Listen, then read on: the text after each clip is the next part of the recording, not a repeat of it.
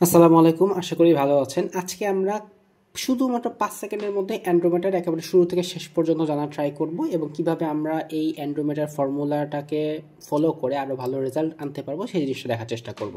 তো চলুন শুরু করি। আগে একদম সংক্ষেপে আমরা বলি যে এই অ্যান্ড্রোমিটার আসলে জিনিসটা কি। অ্যান্ড্রোমিটার জিনিসটা হচ্ছে একটা মেটার আপডেট বলতে পারেন।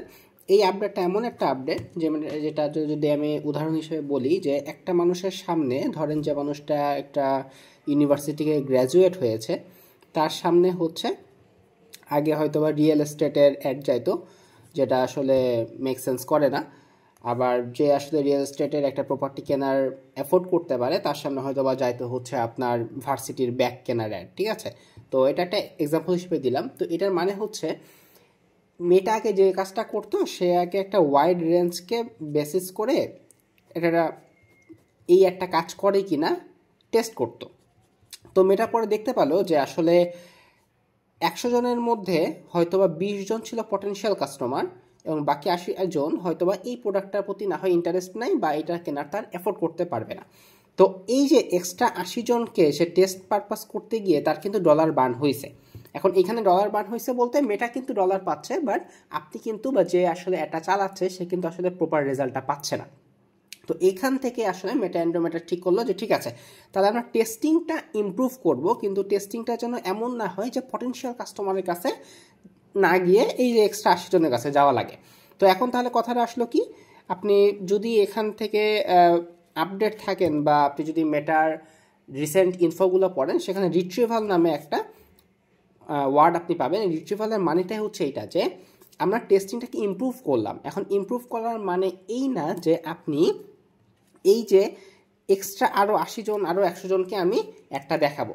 এই ইমপ্রুভমেন্ট করার মানেটা হচ্ছে যে এই যে 20 জন পটেনশিয়াল, এই 20 জন পটেনশিয়াল কাস্টমারকে আরও কীভাবে বেশিভাবে একটা দেখানো যায়, আরও কত অ্যাঙ্গেল দিয়ে দেখানো যায় যাতে সবথেকে ভালো আউটপুটটা আমি নিয়ে আসতে পারি। ঠিক আছে, তাহলে একদম সিম্পলি যদি আবার আমি বলি, যদি আপনার কাছে একটু কমপ্লেক্স মনে হয় সেজন্য বলা, যে মেটাকে কী করতো, মেটা আগে 100 জন কাস্টমারকে যদি দেখতো, 100 জন কাস্টমারকে একটা প্রোডাক্টের জন্য যদি অ্যাড দেখাতো, সেখান থেকে হয়তো 20 জন পটেনশিয়াল ছিল, বাকি 80 জন হয়তো পটেনশিয়াল কাস্টমার না। তো মেটা আগে এই বাকি 80 জন কাস্টমারকেও বারবার অ্যাড দেখাইতো বা দেখতো লার্নিং ফেজ পার করে যে আসলে এটা কিনবে কিনা, আরেকবার একটু রিটার্গেট করে দেখি বা একটু রিচ ইমপ্রেশন বাড়ায় দেখি সে কিনে কিনা। তো দেখেন এইখানে কেনাটা কিন্তু আসলে খুব একটা যুক্তিযুক্ত না। তো যেমনটা আমি আগে বলতেছিলাম, একজন ভার্সিটি স্টুডেন্টের কাছে কিন্তু রিয়েল এস্টেট কেনার মতো কোনো এফোর্ট নর্মালি হয় না। তো সেক্ষেত্রে মেটা কন্টিনিউসলি ট্রাই করতো, যেটাকে আমরা লার্নিং ফেজ বলতাম বা ইমপ্রেশন, রিচ বা ফ্রিকোয়েন্সি ক্যাপ, এগুলো নিয়ে বুঝতাম। তো এই জিনিসটা মেটা দেখলো কি যে ঠিক আছে, এদের পিছনে আসলে টাকা খরচ করে লাভ নাই, আমাদেরকে টাকা খরচ করা লাগবে পটেনশিয়াল যে কাস্টমারগুলো তাদের পিছনে। তো এই যে 20%, তাহলে এখন এই যে মেটার যে রিট্রাইভাল ওয়ার্ডটা, এই ওয়ার্ডটা তাহলে আর কাজ করতেছে কাদের জন্য, এই যে আপনার পটেনশিয়াল 20টা কাস্টমারের জন্য। এখন মেটা বলতেছে যে ভাই আমি তো টার্গেটিং আপনি করে দিতেছেন বা আগে করতেন, এখন করা লাগবে না, আমি দেখবো যে কে আপনার বেটার কাস্টমার বা কে পটেনশিয়াল কাস্টমার। আপনার যে কাজ সেটা হচ্ছে আপনি আগে কী করতেন, আপনি আগে হয়তো বা একটা অ্যাড দিতেন, এখন আপনি সেখানে 10টা অ্যাড দেন। হ্যাঁ ঠিকই শুনছেন, এখন 10টা অ্যাডই দিতে বলতেছে মেটা বলতেছে 10টা অ্যাডই আবার সেম অ্যাড দিয়ে না, 10টা অ্যাডকে দুই দুই দুই দুই করে আপনি 5টা ভাগ করেন, 5টা ভাগ করে 5টা অ্যাঙ্গেল থেকে দেন। এখন আমার একটা ক্লায়েন্ট, সে ভাবতেছিল কি যে ভাই অ্যাঙ্গেল মানে কি বলতে চাচ্ছেন এটা ঠিক বুঝি নাই। সে আসলে ভাবছে যে আপনার ক্যামেরার অ্যাঙ্গেল চেঞ্জ করার কথা। আসলে ক্যামেরার অ্যাঙ্গেলের কথা বলা হচ্ছে না, এখানে বলা হচ্ছে ডিফারেন্ট ইউএসপি নিয়ে কথা বলেন। আপনার প্রোডাক্টের ইউএসপি অবশ্যই আছে, অবশ্যই ইউএসপি না থাকলে তো আপনি মার্কেটে এক্সিস্ট করতে পারবেন না খুব ভালোভাবে। তো ইউএসপি যেগুলো আছে ওইগুলো নিয়ে দেখেন যে আরও চিন্তা করেন যার কি ইউএসপি বানানো যায়, তো সেইগুলো নিয়ে কন্টেন্ট বানান। এবং একই মডেল দিয়ে যে কন্টেন্ট বানাচ্ছেন, আপনার যদি মনে করেন যে না আমি মডেলটা বদলাই দিলাম কথা একই রাখলাম, এটা কিন্তু হবে না।